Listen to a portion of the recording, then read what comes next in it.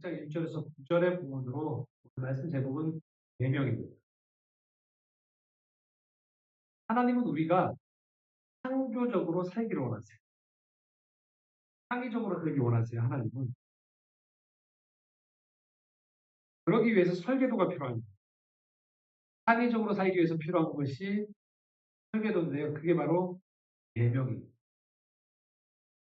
우리가 지향해야 할 큰 캔버스를 주신 거예요. 세상을 살아가면서. 그리고 거기에 필요한 재료들도 우리에게 하나님은 허락해 주세요. 그리고 하나의 모델을 보여주시는 거예요. 이런 모델. 그리고 그 모델을 기반으로 해서 하나님께서 선물로 주신 여러분 각자의 은사와 재능을 가지고서 제각각의 아름다운 삶의 작품을 만들어가는 거예요. 그 모델이 무엇이냐면 바로 계명인 거예요. 모델이 계명인 거예요. 보통 이제 율법, 말씀이라고도 하고 이 계명이 세분화되어지면서 여러 가지 실행 지침들이 나오는데요. 우리는 이 계명을 묵상하는 가운데에서 아, 이렇게 살 수도 있는구나라는 꿈을 꾸게 되는 거예요. 이런 모델이 없으면 어떻게 살아야 될지를 잘 모르게 돼요. 살아가면서. 그래서 우리가 아동기 때 성장 발달에서 보면 아동기 때 필요한 것 중에 하나가 무엇이냐면 모델이거든요. 어떤 모델을 삼아서 그 모델을 통해서 나아가는 거죠. 성장하면서 점점 그 모델이 줄어들게 돼요. 왜냐하면 우리가 이제 그 모델이라는 존재가 완벽하지 않다는 걸 알게 되거든요.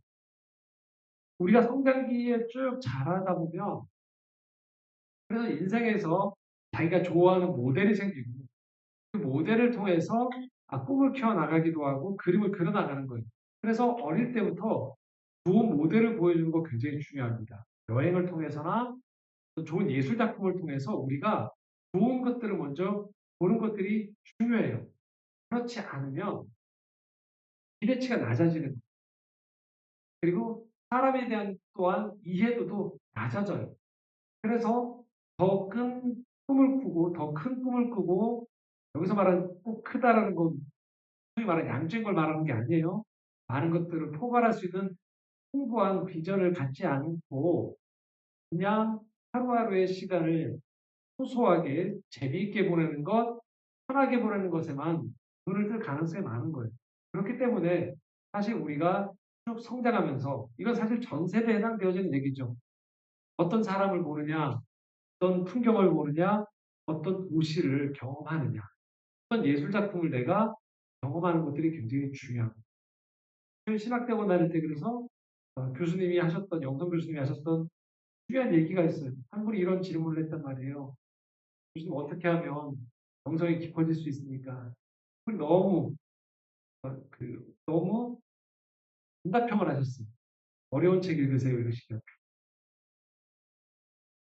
우리 쉬운 걸 좋아하잖아요. 어려운 책 읽으세요. 번역이 잘못돼서 어려운 거 말고 그 안에 있는 생각들이 층이 여러 층에 있어서 그것들에 대한 변 이해도 있어야 되고 꼼꼼히 한 절 한 절을 읽어 나가는 것들이 지지해져야 되고 이것들에 대한 것들을 알아가기 위해 시간과 노력을 쓸 때 인적으로나 마음적으로나 영성적으로 성장한다는 거죠. 그게 바로 뭐냐면 모델이 필요한 거예요. 그 모델을 통해서 점점 나라는 사람이 그 모델과 똑같아지는 걸 말하는 게 아니고 자기다움이 무엇인지 내 안에 나도 모르는 잠재로서 가능성 이런 것들을 계속 찾아서 성장할 수 있는 계기가 마련되는 거예요. 하나님이 세상을 창조하시고 우리 계명을 주셨어요. 계명을 비롯한 여러 말씀들과 성경 말씀의 율법들을 주셨어요. 왜 주셨을까요? 바로 이 모델이 필요한 거예요. 우리를 통제하기 위해서는 이 모델, 이 계명을 통해서 정말 좋은 꿈을 꾸게 되는 거예요.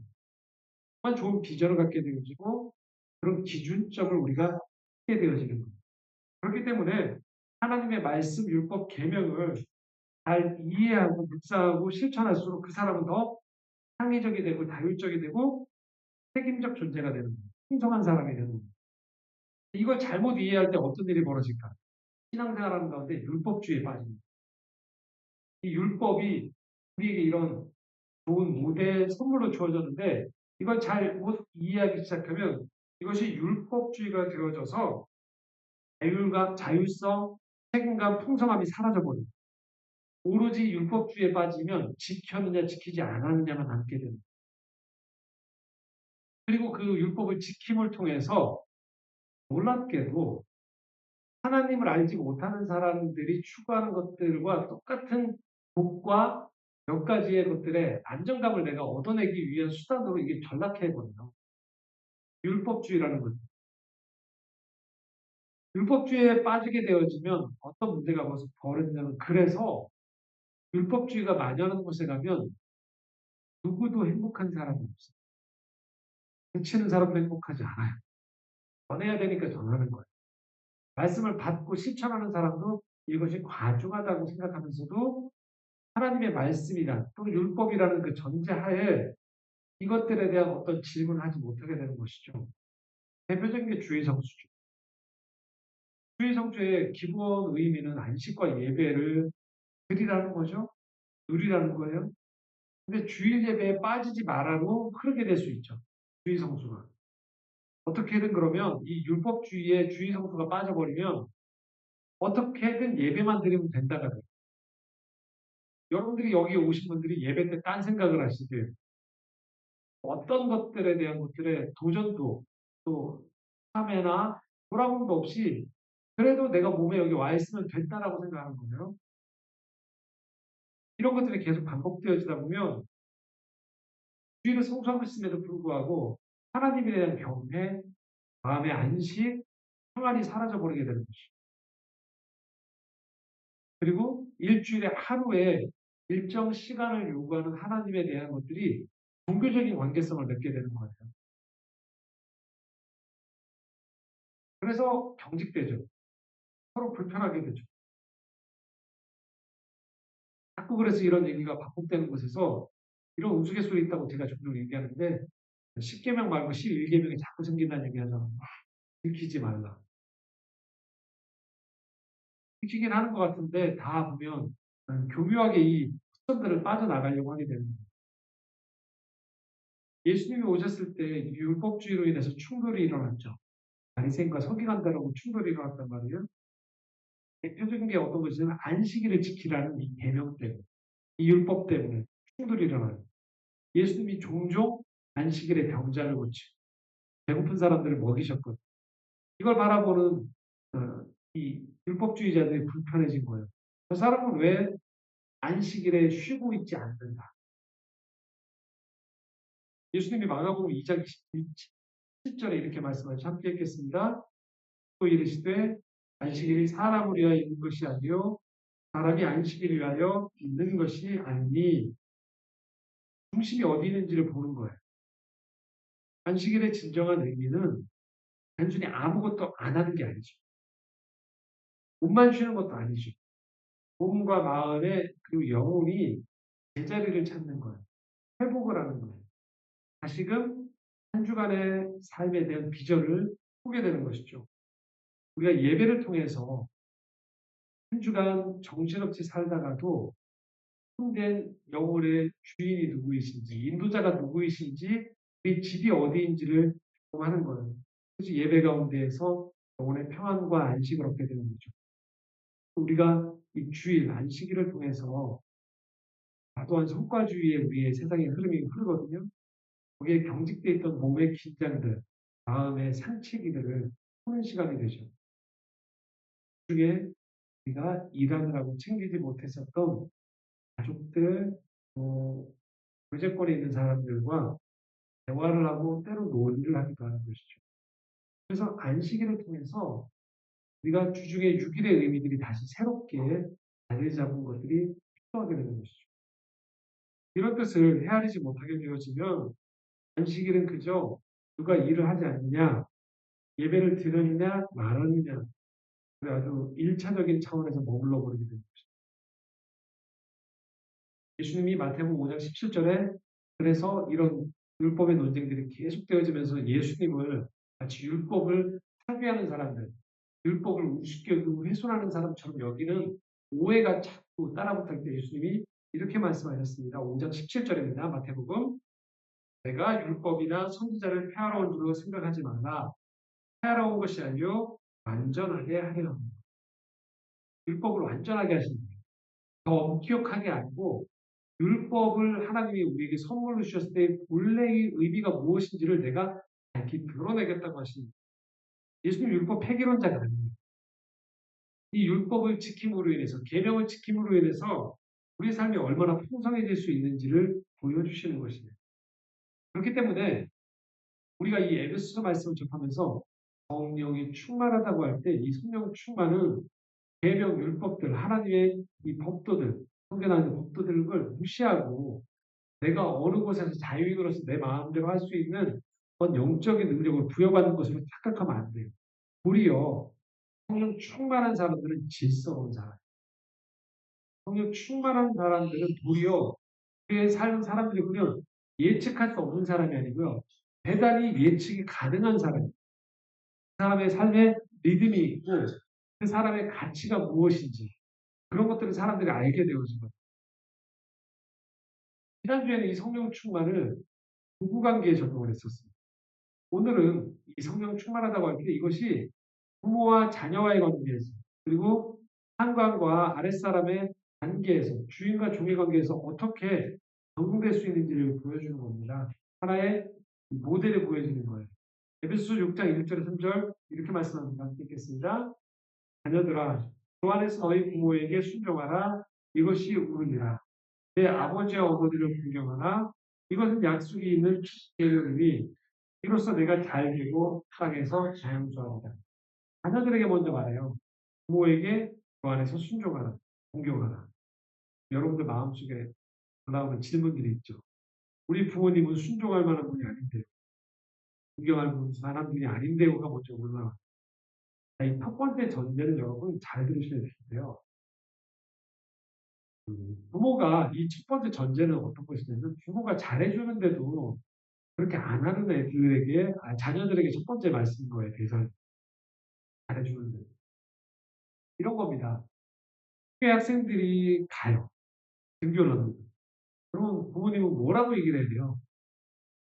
수업에 집중하고 학생들과 사이좋게 지내라라는 좋은 모델을 얘기해 주죠.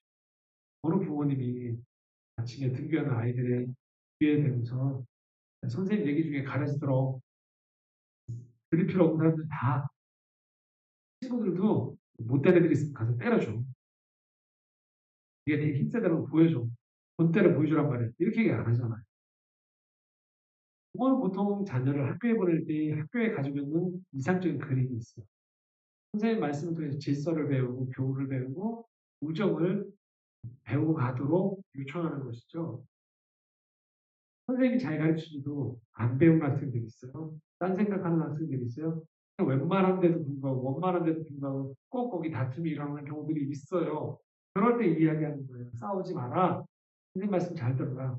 오늘 첫 번째 이 말씀은 바로 부모와 자녀 간의 관계에서의 가장 큰 그림은 자녀는 부모를 공경하는 게 기본 원리라는 얘기를 하고 있는 거예요. 먼저 내 상황 먼저 튀어나온 게 아니고. 두 번째, 그럼에도 불구하고 우리가 부모가 존경받지 못하거나 공경하지 못할 만한 상황이 있는 경우들이 있어요. 실제로 우리가 살아가는 세상 속에서. 근데 이 말씀의 역할은 부모 자녀 간의 관계가 파괴적으로 가거나 막장으로 오르지 않도록 막아주는 겁니다. 즉 하나님은 부모가 존경받지 못함에도 불구하고 자녀가 이 말씀을 기억하면서 부모를 잘 대하려고 노력하고 존중하려고 하고 공경하려고 하고 모시려고 하는 그 노력을 하나님이 결코 모르지 않다라는 거예요. 부모가 그럴 만한 부모가 아니라는 걸 자녀보다도 하나님이 더 잘 아시는 거예요. 그런데도 자녀가 이 말씀을 통해서 부모 자녀 간의 관계를 유지하려고 노력하고 기도하고 고민하고 애쓰고 있는 모습을 볼 때 공경받을 부모가 자녀에게 무지하게 잘 대해줘서 그 자녀가 자연스럽게 부모를 공경하는 것 또한은 또 다른 차원에서 자녀가 부모를 그렇지 못한 부모를 힘기력을 열심히 노력하는 그 노력을 하나님은 아신다는 거예요. 잘 안 되죠. 또 싸우기도 하고 실망하기도 하고 다른 집하고 비교가 될 때도 있어요. 그런데도 불구하고 내가 할 수 있는 범위 안에서 내가 무너지지 않는 범위 안에서 내가 부모를 공경하려고 노력한다라는 것 하나님이 아신다는 거예요.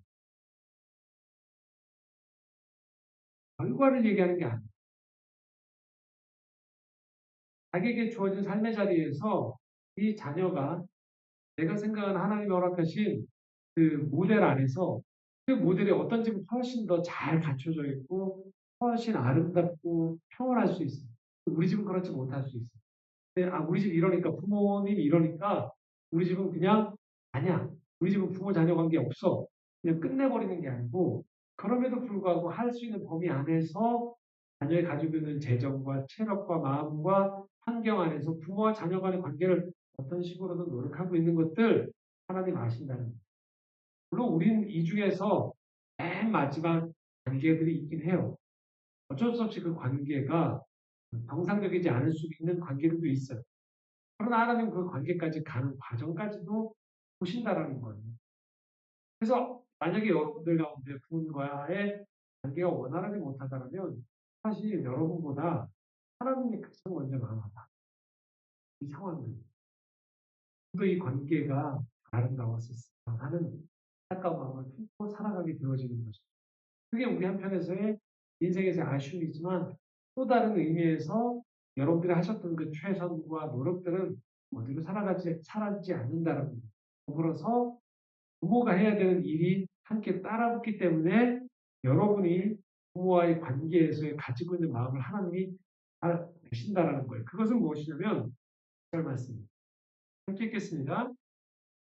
또 아비들아 너희 자녀를 노엽게 하지 말고 오직 주의 교훈과 훈계로 양육하라. 이게 사실 한 묶음이에요.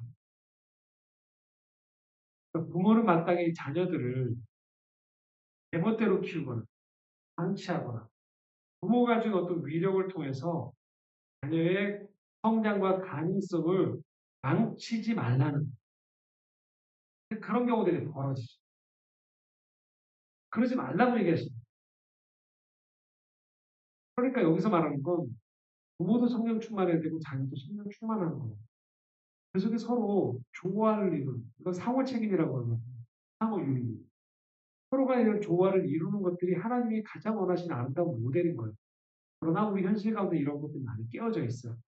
그럴 때 이걸 폐기 처분하는 것이 아니고 그럼에도 불구하고 내가 서 있는 그 자리 안에서 이 설계도 안에서 내가 어떤 부분을 구할 수 있는지를 고민하고 기도하는 것 하나님을 지켜보신다.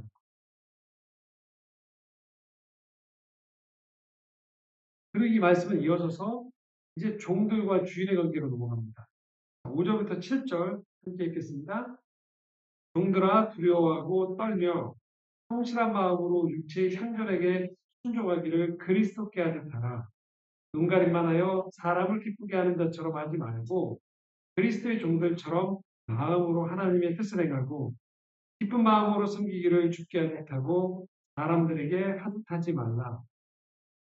우회제도가 당연한 사회 속에서 바울은 당대의 종들이 이 메시지를 들었을 때 충격적인 메시지를 던진 거예요. 왜 그러냐면 당대의 이 종은 태생적으로 태어났을 때 이 종이 되는 경우들이 대부분이거든요. 운명의 굴레라고 생각하는 거예요. 그렇기 때문에 그냥 운명 안에서 자기의 의무를 다하면 된다고 생각했어요. 근데 여기서 지금 뭐라고 얘기합니까? 육체의 상전에게 순종하기를 그리스도께 하라고 얘기하고 있어요. 주인 앞에서만 그런 척하지 말고 없는 곳에서도 하나님을 섬기는 주인을 섬기라고 얘기하는 겁니다. 이게 왜 우리에게는 중요하느냐?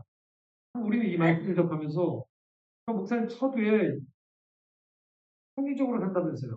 근데 여기는 지금 환경에 굴복하는 말씀이 아닌가요라고 이 질문이 나올 수 있단 말이에요. 반문이 나올 수 있단 말이에요. 그런데 여러분, 종에게 지금 이렇게 얘기하는 거예요. 너의 진짜 주인은 너의 눈앞에 있는 상전이 아니다. 너의 진짜 주인은 하나님이다. 그래서 인생을 살아가는 가운데 있어서 주도권을 상전이 가지고 있는 것이 아니고 그 인생의 진정한 인도자요, 참된 주인이 하나님이심을 종에게 일깨워주는 거예요. 너는 생전의 사람이 아닌 하나님의 사람임을 일깨워주는 거예요. 그래서 자신에게 주어진 이 인생의 시간을 운명의 굴레에 그냥 굴복하지 말라는 얘기예요. 이것은 현대를 사는 우리에게도 고스란히 적용이 되거든요. 많은 사람들이 이런 얘기를 해요. 내가 돈 때문에 회사를 다녔지. 그렇죠? 그런 얘기를 많이 한단 말이에요. 그래서 우리가 회사나 조직에 들어갔을 때 계속적으로 우리를 벌거면은 첫 번째가 뭐냐면 바로 돈이에요. 또 상관이에요. 그럴 때 우리도 모르게 이렇게 얘기합니다. 상사 때문에 우리가 엄격한 상사에 의해서, 뭔가 동료에 의해서 나의 직장 생활이 자꾸 움직여지는 거예요. 저 사람 때문에 내 직장 생활이 망쳐진다라고 하거나, 물론 영향을 많이 받아요, 우리가. 하지만 그 사람이 내 인생에 이 직장을 보낸 사람은 하나님이심에도 불구하고 그 사람이 하나님처럼 나를 군림하지 못하도록 해달라는 거예요. 내가 어떤 일을 하는 거예요? 그럼 그 일에 시간이 들어가거든요. 시간이 들어간다는 건 내가 그 일을 충실해 나갈 때 내 인생의 시간에 충실하게 된다는 거예요. 그런데 자칫 내게 주어진 환경 안에 내가 그냥 눈속임으로 살아가기 시작하면 내 인생에 주어져 있는 이 소중한 인생의 시간들이 소비가 되어집니다. 시작학자 중에 톰 라이트라는 분이 있는데 그분이 대학교 4학년 때 공장 건축의 작업반에서 일을 한 적이 있으셨대요. 한국식 표현으로 일본어지만 노가다를 하신 거예요, 이분이. 공사 현장에 가서 일을 하는데 한 사람 빼고 나머지 사람들은 시간당 급여를 받는데 정해진 시간, 8시간을 일하는 8시간만큼의 시간에 급여를 주는데 해보고 있으니까 근무 시간 동안에 최소한의 일만 하게 돼요. 어차피 돈을 받게 되어 있습니다. 이 사람들이 언제 열심히 일을 하느냐? 감독관이 등장할 때입니다. 그러면 갑자기 땅을 파고 벽돌을 쌓고 청소를 하고 바쁜 척을 하기 시작한 겁니다. 그러다가 그가 사라지면 연장을 내려놓고 다시 담배를 피우고 있더래요. 이 사람들이 바빠지기 시작할 때가 있대요. 언제냐? 정해진 급여를 받기 시작했던 시간이 끝나는 거예요. 공식 근무 시간이 끝나면 갑자기 사람들이 달라집니다. 왜냐하면 이때부터 시간의 수당이 붙거든요. 그런데 놀랍게도 이 사람들께서 3시간 일할 걸 1시간 만에 끝내더래요. 그리고 감독관에게 내부를 다시 주어서 1시간 일한 걸 3시간 일하도록 시키도록 다시 만드는 거예요. 그래서 그들은 이게 관행이다라고 얘기한다는 거예요. 그런 적이 뭐예요? 돈의 노예로 살아가고 사람의 노예로 살아갈 때 벌어지는 이야기를 플라이트가 지적하는 거예요. 자기 인생에서의 경험입니다. 여러분 이런 거 많이 경험하시죠? 이런 일들이 얼마나 많이 일어납니까? 제가 아는 분도 강남에 큰 중요한, 여러분 잘 아시는 어떤 건물에 큰 공사를 마치셨는데요. 그 중요한 건물에 놀랍게도 공사를 마쳤는데 공사 마치고 천장을 열어보니까 작업했던 인부들이 모든 쓰레기를 거기다 다 집어넣었대요. 그리고 엄청나게 큰 홀인데 그것을 너무 대충 일을 해서 건설 한 군데에서만 모든 것들을 껐다 킬 수 있게 중간중간에 켜고 끌 수 있게 해놓은 게 아니고 공방으로 해놨다는 거예요. 그런데 우리가 많이 경험하거든요. 저희도 그런 경우를 해요. 필로폰도. 최근에도 저희가 발견, 이 건물이 꽤 오래된 건물이거든요. 종종 여러 데는 어딘가에 자꾸 악취가 그러니까 막 탈취제를 놓고 온갖 했는데 놀랍게도 몇 주 전에 그걸 발견했어요.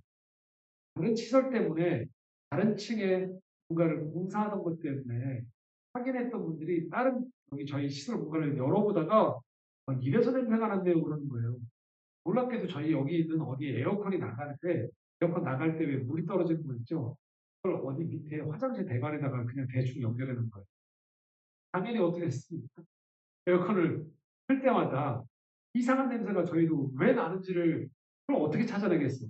건물 어디 이게 그 건물을 뜯어내고 보니까 그 안에 들어가 있는 거예요. 여기 건물에 수십 년 전에 공사했던 사람들이 그냥 막 해놓은 거예요. 우리가 그런 일들을 다 경험하시죠. 집을 정성스럽게 지어놨는데 보니까 찾아보수가 생기고 재료를 좋지 않은 것은 정해진 시간 안에 일들이 되어지지 않고 왜 그럴까요? 돈만 받으면 돼. 시간만 때우면 돼. 라는 생각들을 가진 사람들이 가득한 곳에서 이런 일이 벌어지죠. 이 피해가 고스란히 개인에게만 오는 것이 아니고 국가적으로도 오죠. 다리가 무너지기도 하고 중요한 공공 건물이 무너지고 그래서 참사가 있는 대형 참사. 다 그것이 무엇입니까? 자기 살릴 주어진 시간 안에 충실하게 살아가지 않았던 사람, 다른 곳에 노예로 살아갔던 사람들이 벌어졌던 일들인 거예요.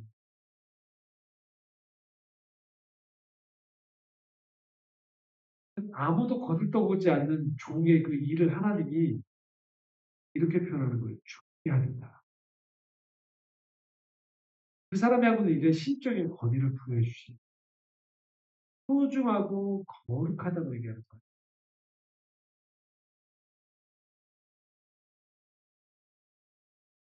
지금 플랫폼에서 하고 있는 영화 중에 요즘 많이 오는 영화 중에 하나가 퍼펙트 데이즈라는 일본 영화예요. 일본의 유명한 명배우가 연기했는데 퍼펙트 데이즈가 완벽한 날들이잖아. 영화를 보면 우리가 생각하는 완벽은 뭘까요? 좋은 레스토랑에 비치에 크루즈를 타고 생활을 즐기는 것들. 물론 그런 영화에도 되게 소중한 거죠. 보통 우리가 그걸 퍼펙트라고 얘기하기 쉽단 말이에요. 근데 이분의 직업은 여자 화장실 청소부예요. 매일매일이 똑같아요. 아침에 일어나요. 그래서 여자 화장실에서 일을 하다가 힘듦이 아니죠. 이용자가 오면 나오는 거죠. 또 다시 들어가서 청소라는 그런 일을 하는데요. 그 영화를 보고 있으면 이분의 삶에서 굉장히 중요한 리추얼을 하고 있다는 것들을 보게 돼요. 그리고 끝나면 네, 서점에 가서 책을 사고 집에 와서 독서를 하고 하루하루를 아주 충실하게 살아갑니다. 그게 이분의 퍼펙트 데이입니다. 영화 맨 마지막에 보면 이분이 그 얼굴이 순간 비춰지는데 웃는 것인지 우는 것인지 모르는데 대체로의 이 영화를 본 평론가들의 얘기는 충만한 표현이라고 표현해요. 삶의 아픔과 기쁨과 회한이 다 얽혀있는 얼굴인데 많은 분들이 이 영화에 감동하는 이유는 바로 이런 게 아닌가 싶어요. 내가 살아가는 삶의 일을 우리 주변 사람들이 다 너무 하찮게 보고 소중하지 않게 보는 거죠. 근데 누군가가 가족, 스스로 자기 삶을 존중하는 거예요. 그랬을 때 화장실을 청소하는 그 일 가운데서도 그것이 참으로 성스럽게 보이는 삶으로 여겨지는 것이죠. 또 우리의 삶에서 하고 있는 그 작은 일들 또한 세상적인 기준이 아닌 하나님 편에서 보면 그것은 그 작은 일을 성실하게 수행할 때 하나님이 뭐라고 하신다는 거예요? 그것은 곧 나에게 한다. 왜요? 그 사람에게 허락된 시간과 그에게 허락된 일을 그가 성실하게 하는 것입니다. 그의 삶에 충실한 것입니다. 그것이 주일날 우리가 이렇게 예배 장소에 와서 예배당에 와서 예배 드리는 것과 더불어서 삶에서 드리는 예배가 되는 거죠. 너는 종으로 태어났으니까 일만 죽을 때까지 하다가 죽어라. 그게 아니라는 거예요. 너에게 주어진 이 삶의 환경 안에서 일과 시간을 너는 어떻게 쓸지를 네가 결정하라. 시간의 주인으로 살 것인가, 일의 주인으로 살 것인가를 질문하고 있는 것이죠. 그런데 여기서 한 걸음 더 나아가시죠. 9절입니다. 함께 읽겠습니다. 한전들아 너희도 그들에게 이와 같이 하고 유업을 그치라. 이는 그들과 너희의 상전이 하늘에 계시고 너희에게는 사람을 외모로 취하는 일이 없는 줄 너희가 압니다. 굉장히 충격적인 말씀이죠. 종에게 했던 말씀보다 더 충격적이에요. 왜 그러냐면 상전에게 지금 뭐라고 표현하고 있습니까? 그들에게 이와 같이 하고요. 종들이 그리스도를 섬기듯이 종에게 똑같이 하라는 거예요. 네가 상전이 아니라고 얘기해요. 네 위에 상전은 따로 계시다고 얘기하는 거예요. 그분이 사람을 차별하지 않는다는 거예요. 네가 태어나 보니까 사회적 환경이 주인이야. 그렇다고 네가 저 사람의 인생의 주인은 아니야라는 얘기를 하시는 거예요. 그래서 우리가 하늘에 계신 진정 우리 삶을 허락하신 우리 계명을 주신 분을 생각하며 우리 삶을 망가뜨리지 않고 그렇게 가꿔가며 최선을 다한 것들에 대해서 하나님이 뭐라고 말씀하시냐? 8절 말씀 이렇게 얘기합니다. 함께 읽겠습니다. 이는 각 사람이 무슨 선을 행하든지 종이나 자유인이나 주께로부터 그대로 받을 줄을 아닙니다. 한마디로 말하면 돌려받는다는 것. 내가 너희의 삶을 알기 때문에 돌려준다는 것. 보상이 따른다는 것. 네가 한 대로 돌려받는다는 것. 이게 바로 계명의 속성입니다. 사람에 구속되지 않고 자기 인생의 주체적인 책임자로 세상을 보다 나은 곳으로 만들어 나가는 것, 그 속에서 선을 행하고 섬김을 하며 살아가는 사람이 되도록 안내하는 길잡이, 이정표가 바로 계명인 거예요. 그래서 우리가 삶이 흐트러지고 어디로 가야 될지 모를 때 다시 계명을 바라보고 이렇게 살라는 거구나에 대한 그림이 나오는 거예요. 물론 내 삶하고 간격은 크지만 그럴 때 뭐예요? 그 이정표를 보면서 내 삶을 다시 조정해 나가는 그렇게 할 때 이 시편 1편 말씀이 이해가 되어져요. 함께 읽겠습니다. 시편 1편 1절에서 6절입니다. 복 있는 사람은 악인들의 꾀를 따르지 아니하며 죄인들의 길을 서지 아니하며 구하는 자의 자리에 앉지 아니하고 오직 여호와의 율법을 즐거워하며 그 율법을 주야로 묵상하는구나. 그는 시냇가에 심은 나무가 철을 따라 열매를 맺으며 그 잎사귀가 마르지 아니한 같으니 그가 하는 모든 일이 다 형통하리로다. 악인들은 그렇지 아니하며 오직 바람에 나는 겨와 같으다. 그러므로 악인들은 심판을 견디지 못하며 죄인들이 의인들의 모임에 들지 못하리로다. 무릇 의인들의 길은 여호와께서 인정하시나 악인들의 길은 망하리로다. 이 계명이 이 율법이 너무나도 하나님의 깊은 비전을 담고 있는 것을 알기에 편기자는 이 말씀을 묵상하는 거예요. 2절 말씀에 보면 이 율법을 즐거워하는 거예요. 선물임을 아는 거예요. 주야로 이 말씀을 묵상하는 거예요. 율법주의에 빠지면 있을 수가 없는 거죠.